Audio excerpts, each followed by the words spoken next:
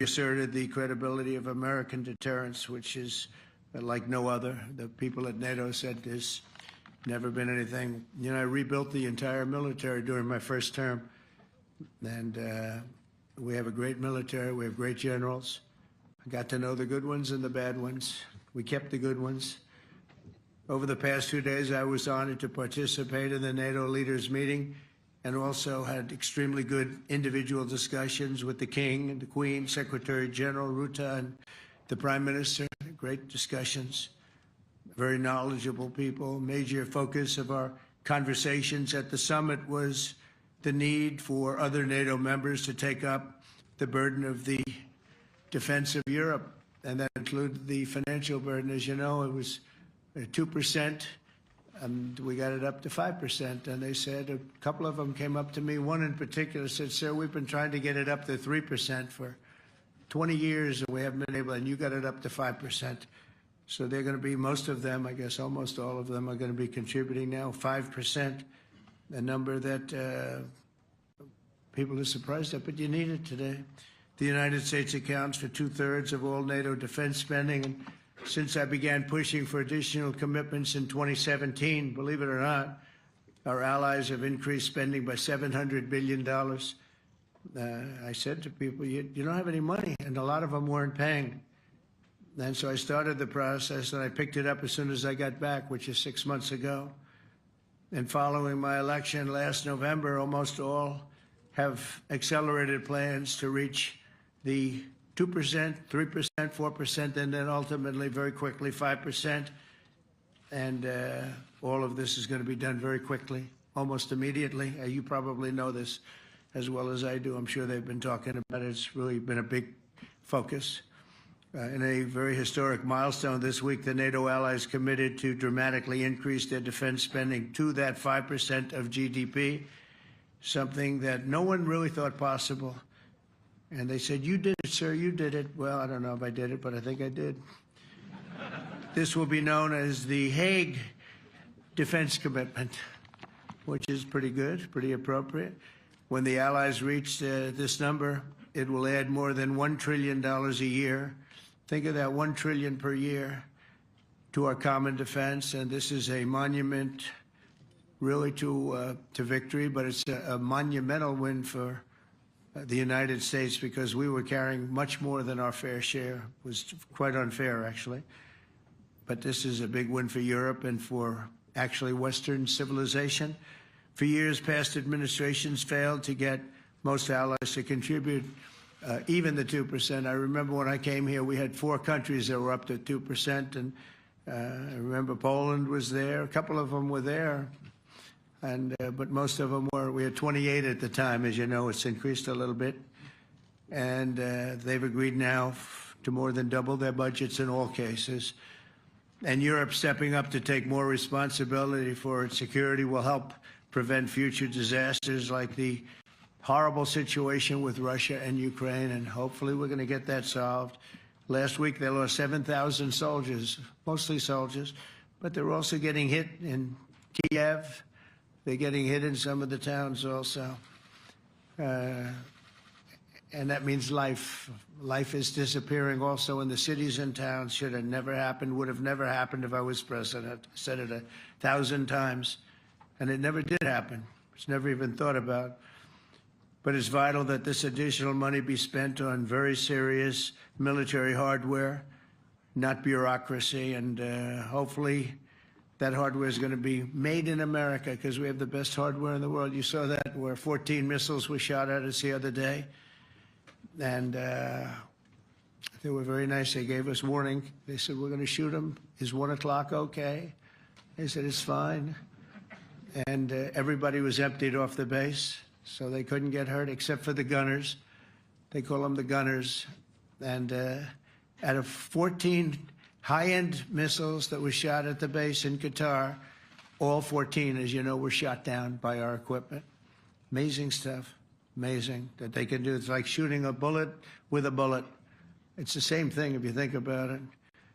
14 out of 14, and they weren't even that surprised. I said, "Do you do that well often?" They say, "We pretty much do, sir."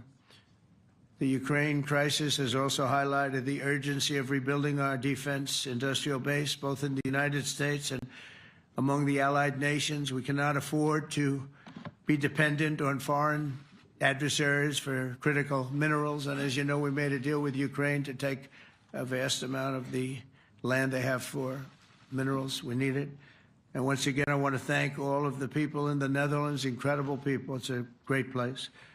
And all of the NATO allies for the tremendous summit that we just had. A letter just came in, and a statement came in from the Atomic Energy Commission of Israel. And I just wondered, this is an official letter, and they're very serious people, as you know. The devastating U.S. strike on Fordo destroyed the site's critical infrastructure and rendered the enrichment facility totally inoperable. It was devastated. We assess that the American strikes on Iran's nuclear facilities has set back Iran's ability to develop nuclear weapons for many years to come. This achievement can continue indefinitely if Iran does not get access to nuclear material, which it won't. It's so sad that that whole thing had to go. But I just want to thank our pilots. You know, they were maligned and treated very bad, demeaned by fake news CNN, which is back there, believe it or not, wasting time, nobody's watching them, so they're just wasting a lot of time, wasting my time. And the New York Times, they put out a story that, well, maybe they were hit, but it wasn't bad. Well, it was so bad that they ended the war. It ended the war. Somebody said in a certain way, you know, that it was so devastating, actually. If you look at Hiroshima, if you look at Nagasaki, you know, that ended a war too. This ended a war in a different way, but it was so devastating. Also, they have, out of Dubai, just came that Iran's foreign ministry spokesman, this is Iran's foreign ministry, says its nuclear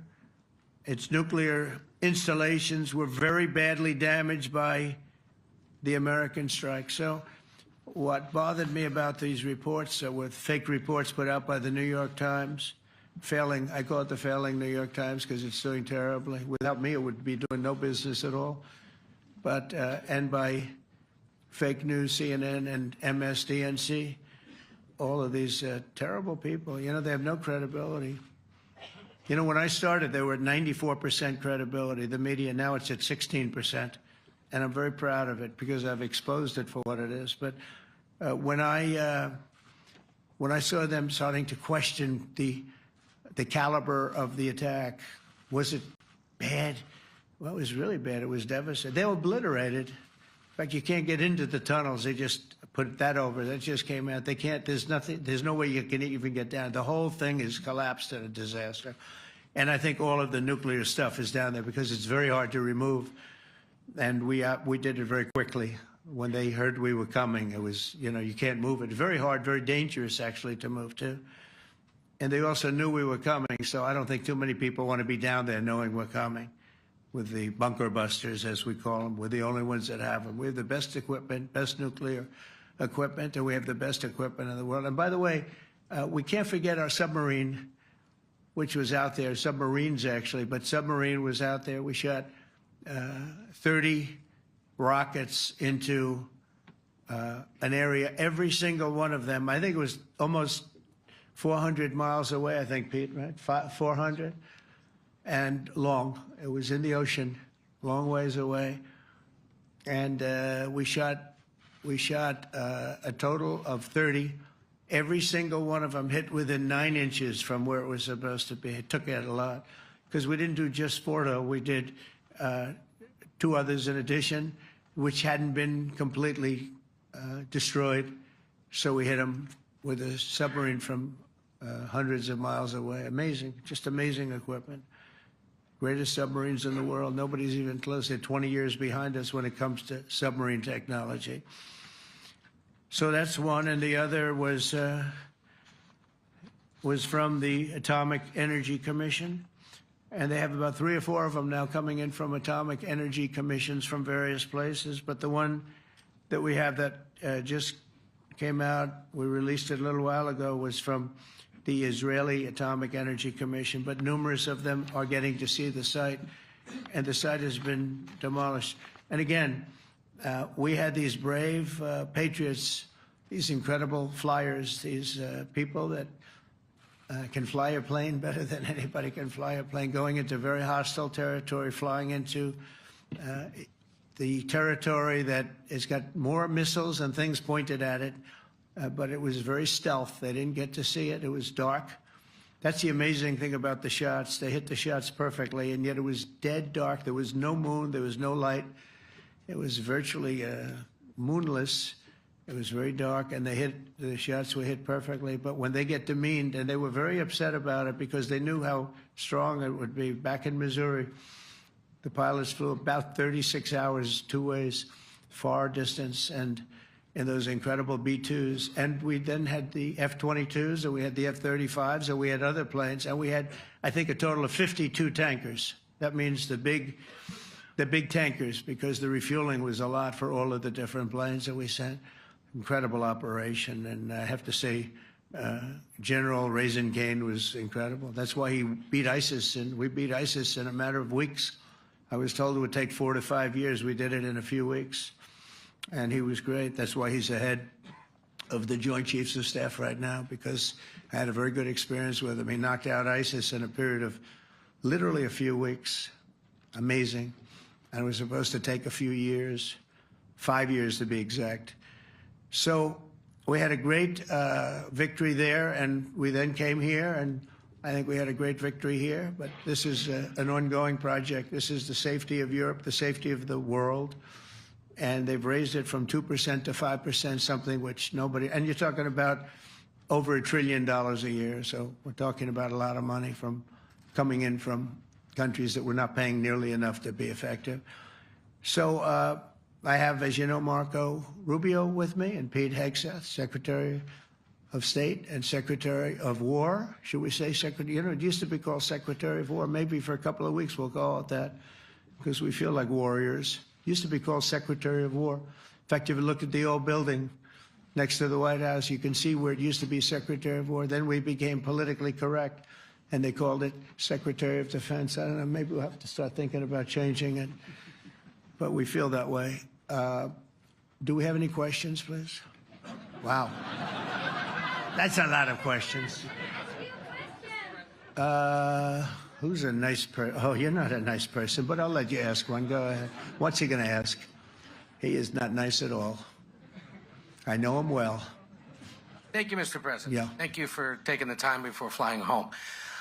You just said you believe the conflict between Israel and Iran is over. What makes you so confident it is?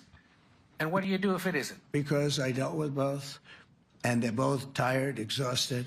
They fought very, very hard and very viciously, very violently, and they were both satisfied to go home and get out. And can it start again? I guess someday it can. It could maybe start soon.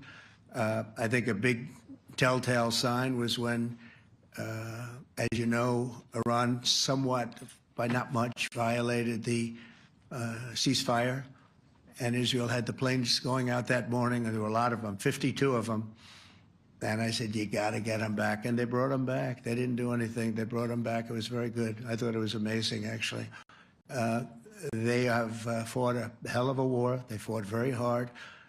I think the war ended, actually, when we hit the various nuclear sites with the planes. And I just hope you people can give these pilots, these are the best pilots in the world. They're the best shots in the world. They call them shots. That's what they are. And wait a minute. And I just hope you can give them the respect they deserve, because they came home to fake news. And like, oh, gee, there was hardly any damage. The things are decimated. So, but I think, no, I think they're very much finished. I think Israel's going to get back to doing what they do. And I think that Iran's going to get back. You know, Iran has a huge advantage. They have great oil, and they can do things. I don't see them getting back involved in the nuclear business anymore. I think they've had it. They've been at it for 20 years, and I don't see that happening either. Now, if it does, we're always there. It won't be me. It'll be somebody else, but we're there. We'll have to do something about it. Yes, please, go ahead. Go ahead. Oh, fake news, CNN? Oh, yeah, here we go. Wait till you hear this question. Thank you, sir. You should really say how great our soldiers and our warriors are. I think everyone appreciates our soldiers and our warriors. I do have two questions for you, Mr. President. You just cited Israeli intelligence on these attacks. Earlier, you said U.S. intelligence was inconclusive. Are you relying on Israeli intelligence for your assessment of the impact of the strikes? No, this is also Iran made the statement. And it's also, if you read the document that was given that Pete can talk about if you'd like, the document said it could be very severe damage. But they didn't take that. They said it could be limited or it could be very severe. They really didn't know, other than to say it could be limited or it could be very, very severe. And you didn't choose to put that because it was very early after. Since then, we've collected additional intelligence. We've also spoken to people who have seen the site, and the site is obliterated. And we think everything nuclear is down there. They didn't take it out. Okay, question? Please, go ahead. Go ahead. Yeah, blue dress. Thank you so much, Mr. President. Yesterday, you said China can now continue to purchase oil from Iran. Yeah. Are you giving up on your maximum pressure campaign? Because there are sanctions right now. With who? On Iran. No, look, they just had a war. The war was fought. They fought it bravely. I'm not giving up. They're in the oil business. I mean, I could stop it if I wanted. I could sell China the oil myself. I don't want to do that. They're going to need money to put that country back into shape. We want to see that happen. Would it? No, if they're going to sell oil, they're going to sell oil. We're not taking over the oil. We could have, you know. I used to say with Iraq, keep the oil. I could say it here, too. We could have kept the oil. No, China is going to want to buy oil. They can buy it from us. They can buy it from other people. But you're going to have to put that country back into shape. It desperately needs money. Yeah. Yeah, please. Here we go. I'm picking the beauties today. Go ahead. Mr. President, Secretary General Rutte has described President Putin as an adversary, a threat, an enemy. Do you view him the same way? And in addition to that, you mentioned General Kane, your chief of staff, the chairman of the Joint Chiefs of Staff. General Kane. Yes. He has said that Mr. Putin has territorial ambitions beyond Ukraine. Do you view that in the same way? Possible. I mean, it's possible. I know one thing. He'd like to settle. He'd like to get out of this thing. It's a mess for him. He called the other day. He said, can I help you with Iran? I said, no, you can help me with Russia. Because, you know, in the last few weeks, we took care of India and Pakistan, Kosovo, Serbia. I think on Friday we have coming in the Congo is coming in, and Rwanda is coming in. That was a vicious war that went on, a machete war, heads chopped off all over Africa. They're coming in. We did two others in addition to that. Nobody's ever done anything like this. No, I consider him a person that's, I think, been misguided. I'm very surprised, actually. I thought we would have had that settled easy. I've settled 4 of them in the meantime. But he did call up, and he said, you know, he's close to Iran. He'd like to help us get a settlement. I said, no, you help me get a settlement with you, with Russia. And I think we're going to be doing that, too. Yeah, please. Go ahead, please. Thank you, Mr. President. You've made clear your position on what impact the strikes had. I wanted to ask you what is next with Iran. For instance, is there any indication from U.S. intelligence that Iran was able to move any material? No, just the opposite. We think we hit them so hard and so fast they didn't get to move. And if you knew about that material, it's very hard and very dangerous to move. It's called, in many people, they call it dust. But it's very, very heavy. It's very, very hard to move. And they were way down. You know, they're 30 stories down. They're literally 30, 35 stories down underground. You think you got it Oh, all? yeah, we think we got it. We think it's covered with granite, concrete, and steel. Can I ask you, are you interested in restarting negotiations with Iran? And if so, have they reciprocated? So our people, Marco could answer this, but our people are not, I'm not. The way I look at it, they fought, the war's done, and, you know, I could get a statement that they're not going to go nuclear. We're probably going to ask for that, but they're not going to be doing it. But they're not going to be doing it anyway. They've had it. They've had it. Now, maybe someday in the future we'll want that. But I've asked Marco, do you want to draw, I just asked him the question as we were walking on the stage, do you want to draw up a little agreement for them to sign? Because I think we can get them to sign it. I don't think it's necessary. Marco, do you want to talk about that, please?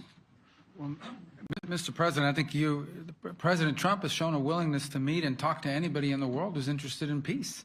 I don't know of any president that's been as willing as he has to meet with anyone and talk about peace. We'd love to have peaceful relations with any country in the world. And so obviously that'll depend on Iran's willingness not just to engage in peace, but to negotiate directly with the United States, not through some third country or fourth country process. But I know of no president, probably in our modern history, that's sought peace more than President Trump has.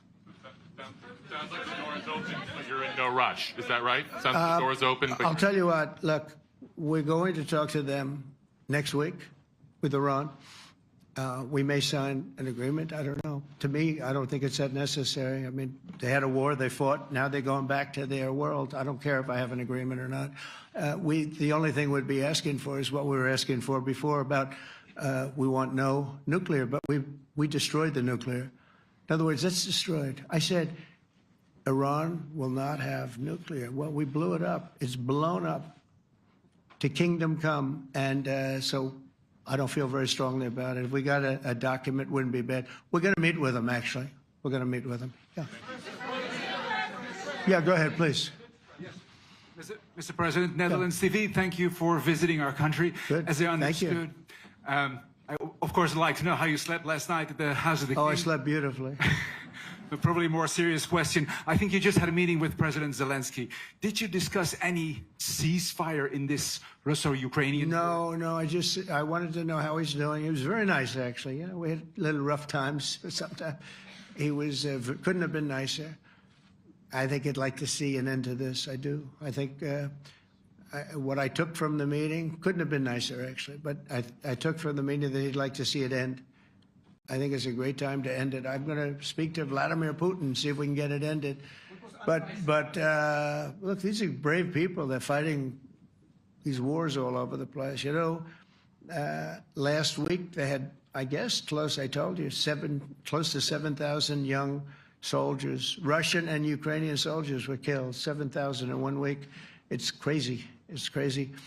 So I'll be speaking to Putin. No, I had a good meeting with Zelensky. And I had a lot of good meetings. We had a lot of good meetings with a lot of people, a lot of great leaders. But he's fighting a brave battle. It's a tough battle. Yeah. Go ahead, white dress. Thank you. Ida Hallikainen from Finland, Ilta-Sanomat. Good. You have played golf with President Alexander Stubb. How do you see Finland as a NATO ally and partner, and how would you describe your relationship with our president? Well, he's a very good golfer, okay? In fact, he was on his college golf team. He went to a good college in the South, as you know, a very good college, and he was a good golfer. We had a good time. I think my relationship's great. I want to buy icebreakers. You know, you're very good at icebreakers. And I actually made him an offer. I didn't go to Congress. They'll try and impeach me for this. But there's an old, it's not old, it's fairly new, but it's used icebreaker. And I offered him about 1/3 of what he asked for. But we're negotiating. We need icebreakers in the U.S. And if we can get some inexpensively, I'd like to do that. Actually, they'll fix it up, make it good. Also, we may buy some icebreakers. You know, you're the king of icebreakers, that particular country. They make them good. They make them really good, and they know what they're doing. And so we're negotiating with them for about 15 different icebreakers, but one of them is available now. It's old, and it's, you know, old. It's like 5, 6 years old. And we're trying to buy it. I'm trying to make a good deal. That's all I do my whole life. My whole life, that's all I do is make deals. Yeah, please. Go ahead. Sir, go ahead. Yeah, a question for NewsHour, Dutch TV. First of all, on Article 5, on your way here, you spoke about the commitment of the U.S. to Article 5, saying, I'll give you my definition once we're here. Yeah. What is your definition, and may the U.S. commitment to Article 5 change in case some of the NATO members do not reach the threshold that was discussed today? My second question is following up on a colleague on Iran. What intel reports do say that everything over there was obliterated. Yeah, well, there are numerous of those reports, and they're coming out fast and furious. But the most respected ones we've already seen.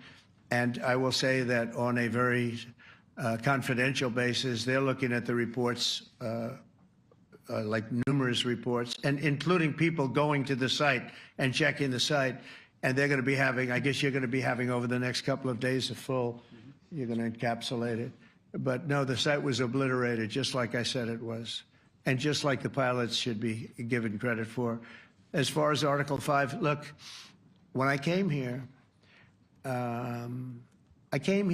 because it was something I'm supposed to be doing, but I left here a little bit differently. I said, I watched the heads of these countries get up, and the love and the passion that they showed for their country was unbelievable. I've never seen quite anything like it.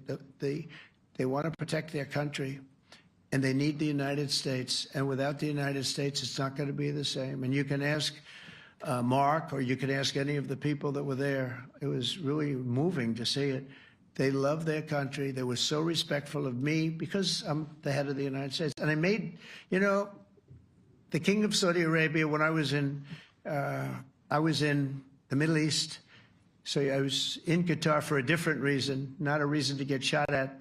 We were in there for economic development reasons, Qatar, UAE, and Saudi Arabia. All three leaders of those countries, and we took back $5.1 trillion into the United States. All three leaders said, you know, you're presiding over the hottest country in the world. The United States right now is the hottest. Everybody wants to be there. Everybody wants a piece of it. He said, a year ago, your country was dead. You had a deadhead running it. You had a country that was dead, and it was dead. You had people pouring through the borders. You had inflation. You had everything. He said, you've made it in 5 months at that time. You've made it the hottest country. This is the hottest country in the world. The United States right now is the hottest country in the world. And when I was around that table, it was a nice group of people, many of whom I knew from previous.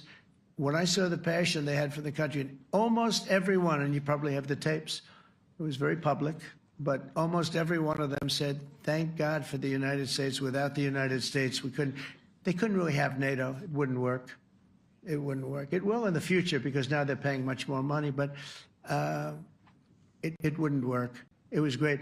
And I left here differently. I left here saying that these people really love their countries. It's not a ripoff, and we're here to help them protect their country. Okay, we'll do one or two more. Thank you, Mr. President. Yeah. A question on Spain. Are you satisfied with today? Oh, I think Spain's terrible what they've done. No, I do. They're the only country that won't pay the full up. They want to stay at 2%. I think it's terrible. And, you know, they're doing very well. The economy is very well. And that economy could be blown right out of the water with something bad happening. You know, Spain is the only country that... Are you from Spain? Yeah. Good, congratulations. You're the only country that is not paying. I don't know what the problem is. I think it's too bad. So we'll make it up. You know what we're going to do? We're negotiating with Spain on a trade deal. We're going to make them pay twice as much. And I'm actually serious about that. We're going to make Spain... I like Spain. I have so many people from Spain that it's a great place and they're great people. But Spain is the only country out of all of the countries that refuses to pay. And, you know, so they want a little bit of a free ride. But they'll have to pay it back to us on trade because I'm not going to let that happen. It's unfair. It's unfair to NATO. All right, sir, please. Go ahead, right in the back. Yeah, you, tall one. The tall man. Mr. President, Johannes Petra from Austrian National Television. How are you? You once said that you would end the Ukraine war in 24 hours. You later said you said that sarcastically. Well, of course it was sarcastic. But you've now been in office for 5 months and 5 days. Why have you not been able to end the Ukraine war? Because it's more difficult than people would have any idea. Vladimir Putin has been more difficult. Frankly, I had some problems with Zelensky. You may have read about him. And it's been more difficult than other wars. I mean, look, we just ended a war in 12 days that was simmering for 30 years, frankly. We ended Rwanda and the Congo. It's coming to sign the documents. We've already signed basic documents, but they're coming, I think, to the White House on Friday. We ended, Serbia was going to go at it. But maybe the most important of all, India and Pakistan. And that wasn't whether or not they may someday have nukes like we're talking about in the Middle East, like we're talking about with Israel and Iran. This is they have nuclear weapons. I ended that with a series of phone calls on trade. I said, look, if you're going to go fighting each other, it was getting very bad. You know how bad that last attack was. It was really bad. If you're going to go fighting each other, we're not doing any trade deal. No, no, no, you have to do a trade deal. I said, we're not doing any trade deal. And in fact, I had the general, who was very impressive. The general from Pakistan was in my office last week. You know, Prime Minister Modi is a great friend of mine. He's a great gentleman. He's a great man. And I got them to reason. I said, we're not doing a trade deal if you're going to fight. And if you're going to fight each other, we're not doing a trade deal. And you know what? They said, no, I want to do the trade deal. We stopped the nuclear war. Go ahead. Go ahead, Jeff. Here's another beauty, Jeff. He's a beauty, all right. Go ahead. Mr. President, to follow up on Ukraine, will the United States contribute any more money to Ukraine's defense this year to the $5 billion that allies are giving? And one question, you had another meeting with the Dutch opposition leader, Mr. Wilders. Can you tell us about that meeting? And are you upset about his anti-Muslim stance? I'm not upset about it. It's just his view. He's unhappy with the way things are going in this country and various countries. He was an opposition leader. And I was asked to meet with the opposition leader by the people that are running. I think they have some deal where if you have a meeting, you're supposed to meet with an opposition leader. I said, that's strange.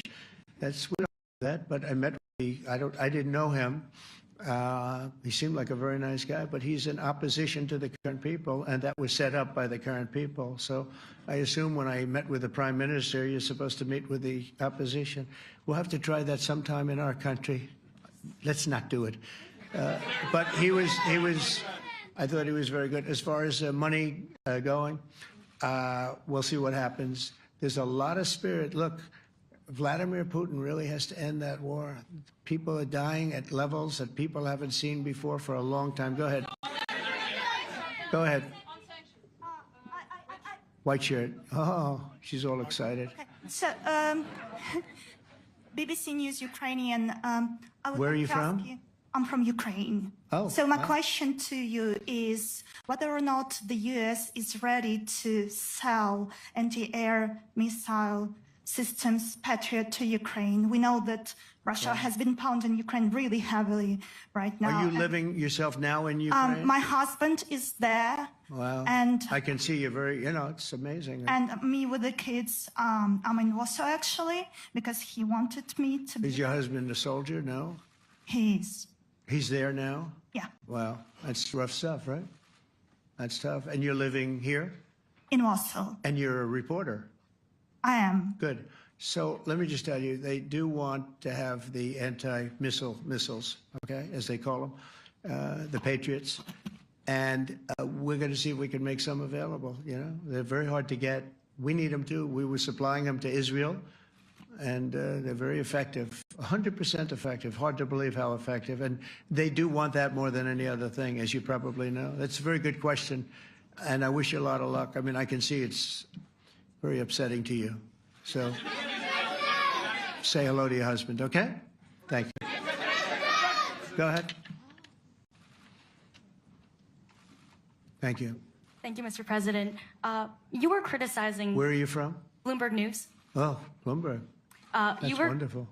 You were criticizing the Federal Reserve Chair before coming to this summit. Yeah, I think he's terrible. I was wondering if you've begun interviewing different candidates for the Fed pick. Yeah, I know within 3 or 4 people who are going to pick. I mean, he goes up pretty soon, fortunately, because I think he's terrible.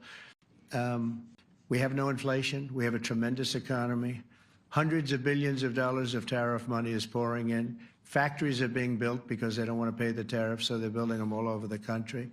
I think we're close to $15 trillion. I told you $5.1 trillion from the Middle East alone, but of investment money coming in. There's never been anything like that in the history of our country. But we have no inflation. And we have borrowing because Biden, stupidly, they did short-term debt. So we have borrowing coming up. And, you know, we'll go 10 years, maybe longer, maybe shorter, but we'll go a long period of time when we do the debt. And because of him, because of this guy, we will have to pay for years. We'll be paying for him. And I said to him, listen, there's no inflation. He says, but maybe there'll be some. That's true. I said, if there is some, what you do is raise the rate. I'm okay with that. You raise the rate in 2 years from now or a year from now. But because the rate's high, we have to pay more for debt. It's pretty equal. In other words, if it's 4%, it's 4%. If you drop it a point, you'll pay 3%. So it's fairly equal, not necessarily, but fairly equal. So we're going to end up paying maybe 2 points or 3 points more. 3 points would be about $900 billion a year because of this very average mentally person. He's an average mentally person. I'd say low in terms of what he does, low IQ for what he does, okay? Wait, so instead of paying $900 billion, we don't want to pay 900 just because he doesn't want to lower the rate.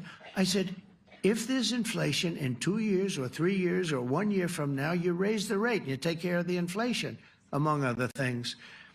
But he's probably a very political guy, I guess. I don't know. I think he's a very stupid person, actually. All right, one more. Let's go. How about you? Go ahead. She looks so happy and everything. Thank you. That's why I picked her. I'm from Spain, too. I'm Ana Buc from La Vanguardia. I wanted to know if... You're where from? Spain, too. I wanted to know if you want to... That's the Spain corner right there. Shouldn't have said that. That's okay. I do like Spain, by the way. I think it's unfair that they're not paying, but go ahead. Are you going to negotiate directly with Spain about... I'm going to negotiate directly with Spain. I'm going to do it myself. They're going to pay. They'll pay more money this way. You should tell them to go back and pay. You're a reporter? You tell them to go back. They ought to join all of those countries that are paying 5%. Spain's going to be just about the only one that's not. They were the most hostile toward doing it. It just doesn't make sense to me. Okay. All right, Kelly, go ahead. Here we go. There's another one. Hello, sir. Thank you very much. We got them all today. Okay. So, Mr. President, you talked about expecting some on-the-ground assessments at Fordo and other sites. Now is that Israeli and U.S.? It's been obliterated, Kelly. It's been What is your message then, sir, to the intelligence community when they present reports? You're not disputing the DIA report. You're just... They presented a report that wasn't finished. We're talking about something that took place 3 days ago. I understand that, sir. The report was done 2 days ago. Wait a minute. Yes. They didn't see it. All they can do is take a guess.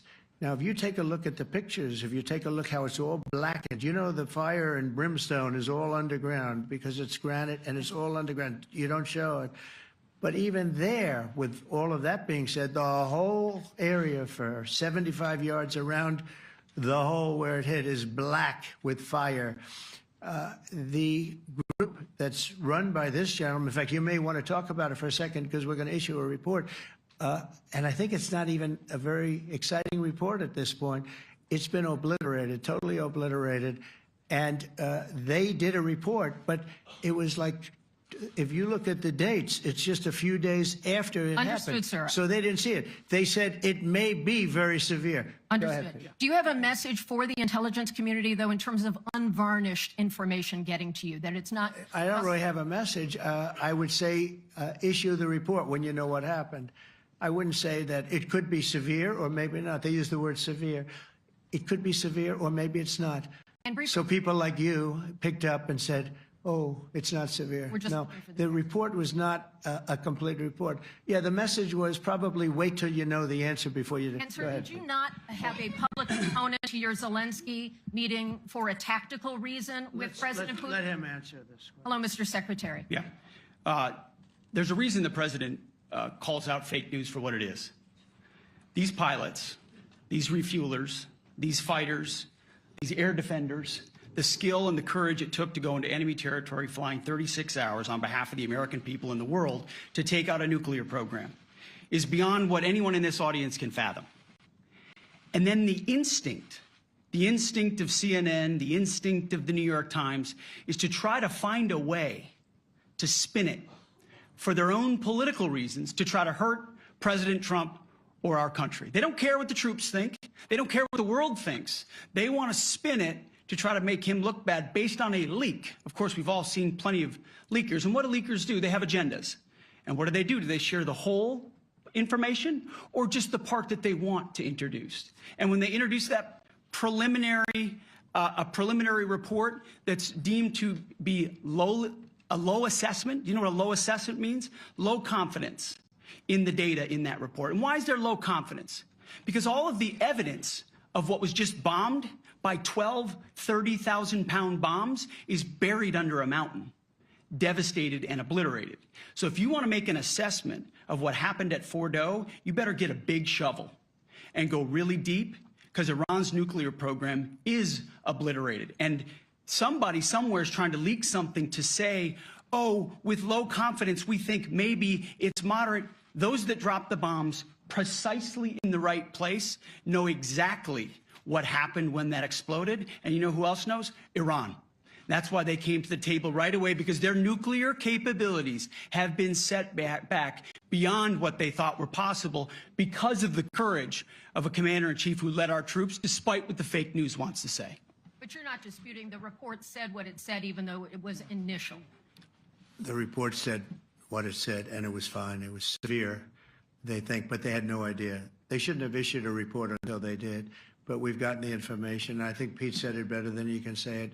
And, you know, you should be proud, you, especially you, should be proud of those pilots, and you shouldn't be trying to demean them. No, those pilots flew at great risk, a big chance that they'd never come back home and see their husbands or their wives. Let me just tell you, you and NBC, fake news, which is one of the worst, and CNN, New York Times, are all bad. They're sick. There's something wrong with them. But you know what? You should be praising those people instead of trying to find some.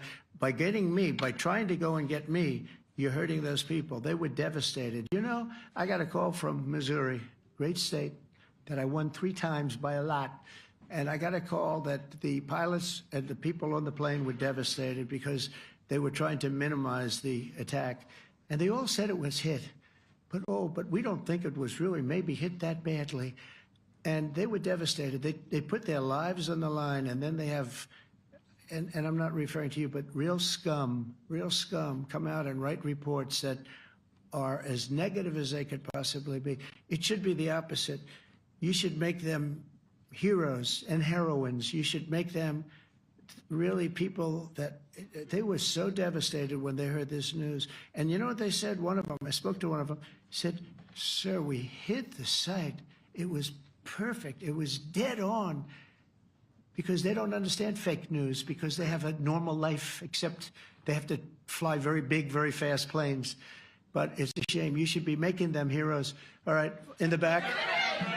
Go ahead, back, white, yeah. White jacket, yeah. Go ahead, give my mic. Hello. Deborah Haynes from Sky News. Good. Mark Rutte, the NATO chief, who is your friend, he called you daddy earlier. Do you regard your NATO allies as kind of children? No, he likes me. I think he likes me. If he doesn't, I'll let you know. I'll come back and I'll hit him hard, okay? No? He did it very affectionate. Daddy, you're my daddy. Do you regard your NATO allies, though, as kind of like children, and they're obviously listening to you and they're spending more, and you're obviously appreciative of that, but do you hope that actually they're going to be able to defend themselves, defend Europe on their own? I think they need help a little bit at the beginning, and I think they'll be able to, and I think they're going to remember this day. And this was a big day for NATO. You know, this was a very big day. They took it. One of the gentlemen said, "You know what? We've been trying to raise money raise the rate for 30 years," he said, 20 years, from almost the beginning. And he's been there for a long time. He said, until you came along, it never happened. What you did is amazing. It's been sort of an amazing day for a lot of reasons, but also for that. Yeah, go ahead. Do you think they can do it without you, though, in the future? Can they do it without Well, ask the Mark. United States? I mean, you have to ask Mark, okay? So we're heading back. We're heading back. I want to thank these 2 gentlemen behind me. They're incredible people, both of them. They've done a fantastic job. And Susie's in the front, and she's done great. And Monica, thank you very much. It was quite an exciting time. and we're going to be heading back. We'll be back soon, and we'll see you in Washington, D.C. Remember this, we have the hottest country anywhere in the world. Thank you very much, everybody. Thank you.